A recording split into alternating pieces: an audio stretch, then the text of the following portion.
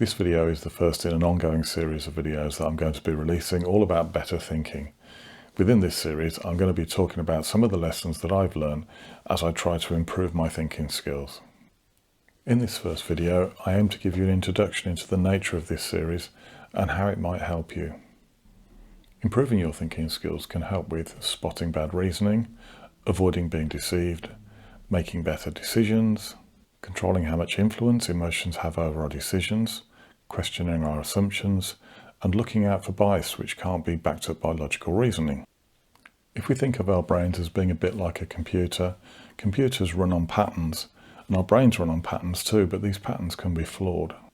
As children, we tend to copy the reasoning that we see around us from other people, and sometimes people are using flawed reasoning that actually gets a positive result, and we can copy that without knowing that it's actually flawed reasoning. And it's only at some point later when someone actually analyses what we've said and breaks it down and proves it to be illogical that we realise. People often use illogical arguments, and if the person they're using them on doesn't have the critical thinking skills to be able to understand that, then they might still get the outcome that they were trying to get. So if we go and copy that, we might be able to use it on people as well. But at some point, we might come across somebody who's got superior critical thinking skills, and they're going to see straight through that argument, and then we're going to realise that we're trying to prop up an argument that can't stand up. If one of my friends came up to me and said, "Oh, I keep doom scrolling all the time and wasting time online reading rubbish. I'd really like to learn something useful and positive. Can you give me any suggestions?" Then I would probably suggest better thinking skills. There are loads of free resources out there on the internet, and it's a really interesting subject to dig into. And like I would with any topic that someone wants to start learning about, I would advise them to go and do some searches for the different aspects of the topic. Try and get a broad overview. So you could start with critical thinking, clearer thinking, biases, the fallacies. Just search those kind of topics. Have a quick read of those things and try and find a part of it where you have some sort of natural interest already, where something really ignites your attention, excites you a bit, and gets you reading even further. And if you're lucky, you just fall down the rabbit hole and then you're away. And then once you've got an idea what the topic's all about and which parts of it interest you, perhaps go and buy a book on the subject as well, so you've got stuff to read online and a real paperback book to have a look at as well. Another excellent idea when starting out with a new subject is to go to your favourite artificial intelligence tool. Ideally, make an account with them, log in, even if it's just a free version, and then start asking it some questions, create some prompts to dig into that topic and get the artificial intelligence to do some of the work for you. So typically what I would do is I would go to an artificial intelligence tool like ChatGPT or Claude. I've gotten a free account with them, which I've opened with an email address, and it's important to do that, have an account with them, because that logs what you do into its memory and you get a better model to use as well. And then I would create a prompt, and the kind of prompt I would create would be one that was like, "You are my research assistant. I want you to go off and research and then come back and tell me all about critical thinking, bias, the fallacies, the trivium, and then I want you to give me a basic education on those topics, and I would also like you to find links to non-scholarly articles suitable for a beginner to tell me more about those subjects so I can go off and read them myself. And then can you add any other background information that you think would help a beginner to learn about these topics and to find the parts of those topics that really interest them the most." So with this topic, just like many of my other topics, it's not meant to be some highbrow expert thing. I'm not an expert. I'm actually learning this topic myself. I only started digging into it a few years ago, and I just do it on an ongoing drip sort of basis. But basically, it's just for beginners. And all of my concepts, all of the things that I talk about are basically, the rule is that it doesn't matter what level you're at. All that matters is you just try and get a little bit better, slowly, over time. So the whole point of this series of videos that I'm going to make is not about becoming some kind of genius with the most amazing critical thinking skills or anything like that. It's just for ordinary people like me who have flaws, aren't perfect, but just want to improve. They want to get better, and that's exactly what I've been doing with this, and I wanted to share that with other people. So the point of these videos, just like the other videos that I make on different topics, is as well as trying to share some of the lessons that I've learned, it's also just to share some of the enthusiasm, because I really like this subject. I really feel it's helpful.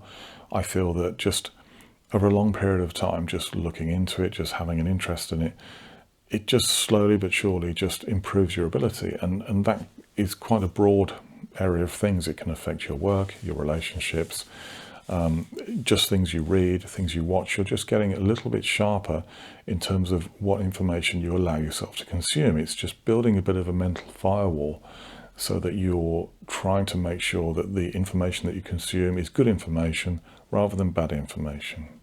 When I first looked into critical thinking, one of the first things I came across was the fallacies, and that's a really good place to start. And a lot of the fallacies, they are most easy to observe and easy to practice noticing them and not using them yourself when you're in arguments, when you're in debates. But that can be deceptive, because that's the best way to learn them. That's the best sort of lens to view them through. But critical thinking is not just about arguing and debating things. It's really important in any kind of thinking that you do, just to have clarity, just to think more clearly, to be sharper. One of the really good examples that I can think of where it's not to do with having arguments with other people is that I found over time, by improving my argument skills, that I actually started using better arguments internally with my internal narrator to convince myself to do things. So for example, I found with, say, doing exercise and fitness, when I had difficult challenges in front of me and I really had to convince myself to go and do it. I mean, if it was like a really horrible, cold, rainy day, but I really needed to go for a run, and my first instinct was, don't go out there, it's really cold, it's pouring with rain, then I was able to construct better arguments to convince myself that I should go and do it. For example, I would tell myself, this is going to make you tougher if you learn to just deal with the rain and the cold and still enjoy running, because your body's going to warm up, so you're not going to feel that cold once you get going. I just did it there, you just create arguments that convince you that it's the good thing to do. And I found in many areas of my life that this was what happened, that as I improved my argument skills, I used a lot of those arguments on myself to get positive outcomes. And I mean, maybe these examples seem just too simple, but it's true. For example, when I'm dieting or I'm trying to eat healthier, I quite often find myself using quite strong arguments, and they're kind of simple, but it just becomes a habit to construct strong arguments.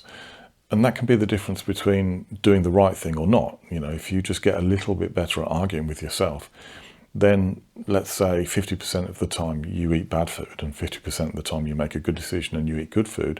Well, if you move that to 60-40 in a positive way, it's going to make a big difference over time. You're going to eat 60% good food and 40% bad. That can make a huge difference to your waistline or whatever outcome you're looking for. So when you learn better thinking and then start practicing it as a bit of a hobby, you're basically flexing your mental muscles. And there are lots of benefits to doing this. It should be obvious really, but if you're an older person like I am, and if you've got family members in the past who've had dementia when they got older, then flexing those mental muscles is probably a good thing to help you to try and avoid that problem in the future. So if you're really into self-education like I am, improving your thinking skills can really help with that.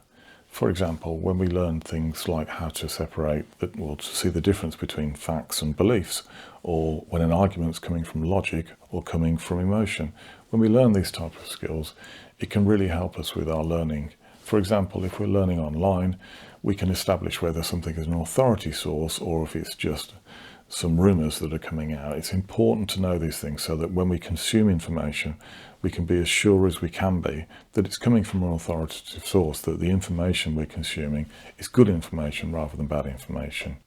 So on the subject of different books that you can get, I've got a few here off my shelves that I'm mainly in the process of going through. Some of them I haven't started yet, one of them I finished. So this one I finished, it's called Influence, the Psychology of Persuasion. That's kind of to do with thinking skills, but it's a very interesting book. Definitely recommend it. Another one I would recommend is this, Thinking Fast and Slow. Now this one is a little bit more about how the brain works than actual thinking skills, but it's very interesting, and I learnt a lot from reading that.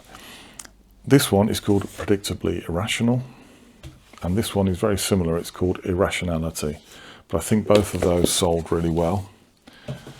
There's two here that I haven't read yet. I think I got these from charity shops. This one's called Good Reasons for Better Arguments. And this one is Writing Arguments.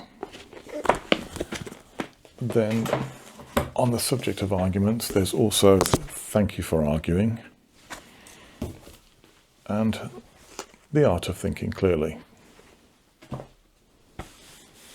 So to finish off this video, I'm going to mention two areas of critical thinking where I started, and that is the Trivium and the Fallacies. So the Trivium is a three-part foundation from classical education. It's basically grammar, logic, and rhetoric. So in plain English, grammar is learning the vocabulary of a subject. So for example, if the subject was fitness, the vocabulary would be learning what a protein is, what a muscle is, what a calorie is.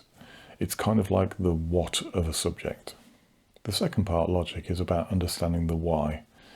It's about how the facts that are gathered in the grammar part connect together. So how do calories and proteins affect muscle growth, for example, with fitness?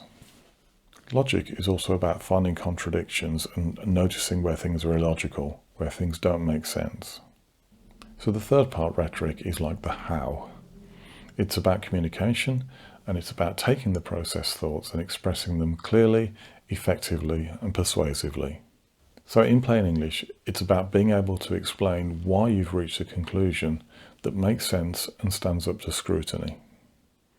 It's important to note that the practice of preparing as if you were going to explain things to people, even if you don't have to, the practice of doing so is a really good learning tool. If you write down something, or if you just prepare it in your head, if you were able to put it into your own words, then you have cemented it into your memory. If you think of critical thinking as being like a machine, then grammar, logic, and rhetoric is like the blueprint for how that machine works. And I spent most of my life not even knowing that this blueprint existed, yet I still had to explain things, I had to explain myself to people, and I was doing it without this framework, without this blueprint. And this is precisely why improving your thinking skills is such a valuable and rewarding process. It's a bit like if you were trying to drive a car without ever having any driving lessons or being given a manual that explains how to do it. Over time, you would probably be able to get the thing moving. But for example, you might find that after a period of time, you're driving around in your car, but every time you're doing so, you're crunching through the gears, you're having to push start it at every junction, because you don't know what the clutch is for. You just see it as this pedal that's there that's extra. It does something, but you don't know what it is. So you're really inefficiently driving the car, and you're going to damage it over the long term or have some sort of accident. And it's the same concept, that this blueprint for how to think better, how to think more clearly, if we know this blueprint and if we practice using it, then everything that we do in life that involves thinking is going to probably be done a little bit better. And the car analogy is a pretty good one for how I was living my life in the past, was that when it came to thinking, when it came to communicating with other people and expressing myself, I was kind of crunching the gears a lot. I was slamming it into gear and damaging my gearbox. It was stressful living life like that, and if I can reduce stress just simply by learning how to think better, then I want to do that. And there is a quadrivium, which is another 4 topics that typically in a classical education you would learn the trivium first. You would learn those 3 topics, which is basically learning how to think, and then once you'd learned how to think, you would then learn these 4 topics, which is arithmetic, geometry, music, and astrology. But I'm kind of jumping ahead a bit there, but I just wanted to throw that in so that if you come across the quadrivium, you know what it's referring to. So I remember when I was first introduced to the quadrivium, and I looked at those subjects, and obviously we'd learn some of those subjects at school. And I remember realizing that if I had been taught the trivium properly in the right order, then when I'd gone on to learn those other subjects, I probably would have learned them in a much better way. Because basically learning the trivium is learning how to learn, and it basically sets a young person up so that they can go off and learn any subject at all. The other topic I said I would mention is about the fallacies. I really like the fallacies. They they were something that when I first saw them, I recognised some of the things straight away, and it really piqued my interest. So I like to share them because I think for a lot of people, once you have a quick look at them, then it's going to draw you in and you're going to think, yeah, I want to learn more about this subject. So the fallacies are commonly found errors in reasoning. They're illogical arguments that are used very often, but when you actually look closely at them, they're illogical, they don't make sense. So just to briefly dip into these topics at this point, I'll mention two of the fallacies that are probably two of my favourites and probably two of the most common ones. So the first one is called the false dichotomy or the false dilemma. And the nature of this fallacy is that someone is going to tell you, or they're going to imply, that there are only two options when in fact there are more than two. And typically they'll do this when they want to convince you of taking a certain action. So to give you an example to explain this, if someone says you're either with us or against us, well, typically in most situations there's more than those two options. You could, for example, just stay neutral. Or another one could be if a parent says to a child, are you going to go to college or are you just going to be a complete failure? So if you were presented with that argument, you could point out and say, well, I could take the option of starting my own business, becoming an apprentice. There are more than two options.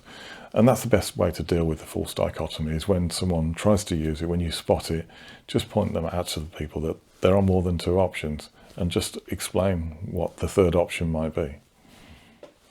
So the second fallacy I'm going to mention is ad hominem, and this is also known as attacking the person. So this is where one person attacks another person's character, motives or personal traits in order to avoid addressing the actual argument. So for example, if Bob says, I think they should increase the fine for allowing dogs to foul the footway, and Dave says in response to that, well, that's just what you'd expect from an Englishman, then that's an illogical argument, because it's not addressing the argument at all about increasing the fines, and it's just talking about the person's nationality, which is completely irrelevant. So another example would be if, let's say, Jane says, I think they should reduce taxes for everybody so that everybody has more money to spend, which would boost the economy. And then if Mary replies and says, well, you would say that because you're really wealthy, then she's basically attacking Jane's motives. But again, it's ad hominem, because she's not addressing the actual argument about whether they should reduce taxes. It's just attacking the person. So quite often in these circumstances, you'll hear someone responding with, play the ball, not the man, which is a sporting reference probably to football, where they're basically saying by using ad hominem, you're just fouling the person and not even attempting to go for the ball, when the rules state that you should actually be trying to attack the ball, tackling the person, taking the ball, not the man. Thank you very much for watching this video. If you do like it and you did find it helpful, please consider liking this video or subscribing. It all helps me to produce more videos like this. And if you like this video, you might like my video about the power of words, which you can watch by clicking here.